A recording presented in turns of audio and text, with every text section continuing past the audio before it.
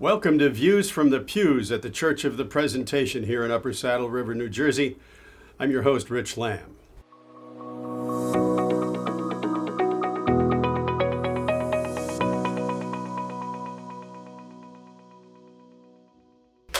And today we're going to hear from one of our parishioners, Dr. Stephanie Coyne, a practicing psychologist in Rivervale, New Jersey.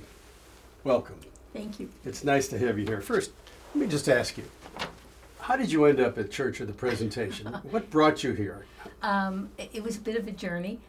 We had a change in leadership in our previous parish that we were involved with, and it was a very different parish after that. And finally, one day as we were leaving Mass, my husband turned to me and said, "We cannot continue walking out of here angry every week. It's time to go parish shopping, and let's try Parish shopping, which we've done before in our lives, and let's try presentation because we had both heard good things about it."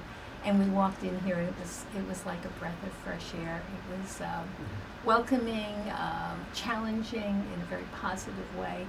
And we've been here about 6 or 7 years now, and are very grateful to be here. Mm-hmm. Tell us a little bit about your professional life, and what's your day like, and how do you fit faith into that? I see faith is integral to everything that I'm doing. So right now I'm working two and a half days a week, see about between 20, 25 patients a week.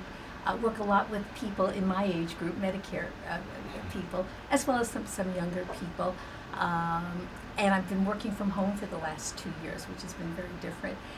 And on my days off, I try to get the other stuff done and try to guard against being too busy, which is a great temptation, I think, for all of us. So, yeah, you kind of mentioned COVID obliquely there anyway. So how did COVID change your life? Well, it changed it actually in two ways, both personally and professionally, because I got sick early on in March of 2020, but didn't have the classical symptoms, so I couldn't get tested. But what became apparent as the symptoms lasted is that that's what it was, and I've had what I guess is a version of long COVID ever since that. So it's really, it's not impacting me as much as it did. But it affected my stamina. I couldn't walk around the block without getting short of breath for a while. So I really can't imagine what it must have been like for people with even more serious symptoms. On a professional level, it's really unleashed a mental health epidemic. There are not enough practitioners to handle the demand for services, the increase in anxiety and depression. From the fear around the illness, the isolation that was produced by this sense of uncertainty in people's lives.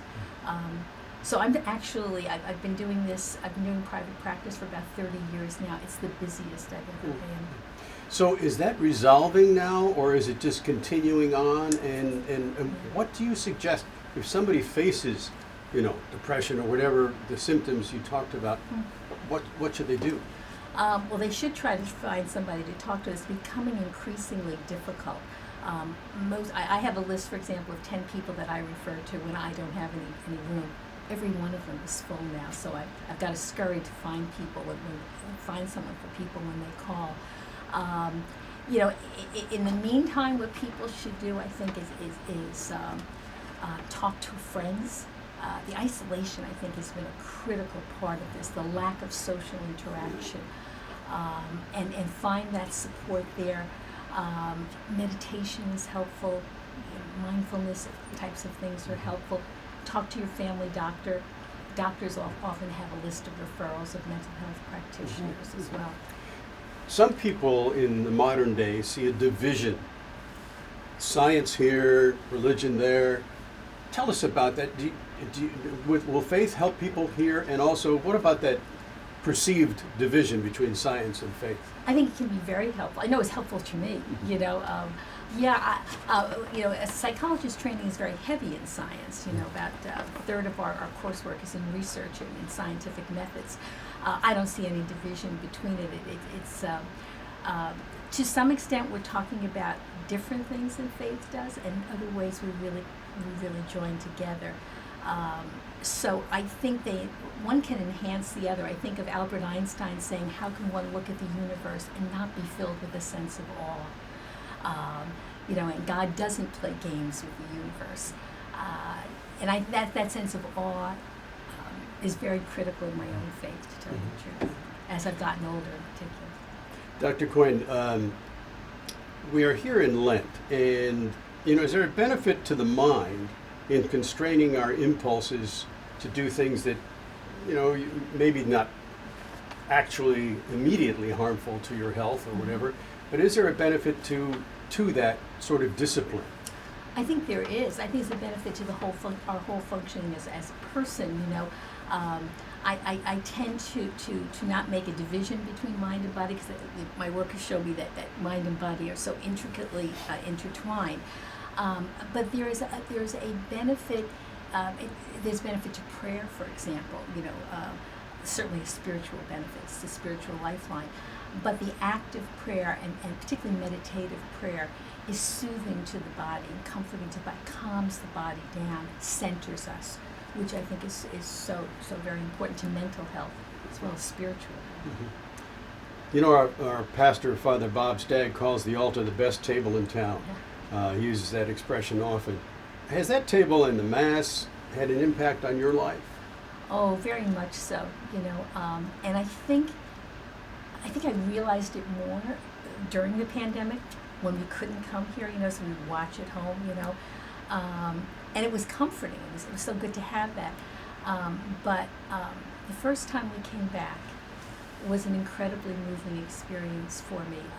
Because my health had not been good, our first time back wasn't until wasn't the Easter Vigil, it was the second Mass they had that night last year. So it was in that late March, early April of 2021, and we hadn't been here for 13, 14 months. And it felt like coming home, I have to admit that I cry easily, and I'm easily moved by things. But I walked into the church and I had such an incredible feeling of homecoming, of the community gathered around the table of the Lord, and such a sense of the presence of God there, which is what I think gathering around the table of the Lord means to me. And I got so choked up, and I had to kind of look down with my mask on, just get tears away. But I read something. A couple of months ago that really spoke to me and explained it to me in a certain way. The person writing the article said, when we gather around this table as a community, God is present in many ways. God is present in the community gathered, where two or more of you gathered in my name. God is present in the scriptures. God is present in the person of the celebrant, who celebrates the sacred mysteries, and of course, the presence in the Eucharist. So it is an experience, for me it's an experience of God's presence that feeds me and nourishes me, and often fills me with a lot of gratitude. Has your faith ever helped you weather some tough times? I mean, you mentioned COVID.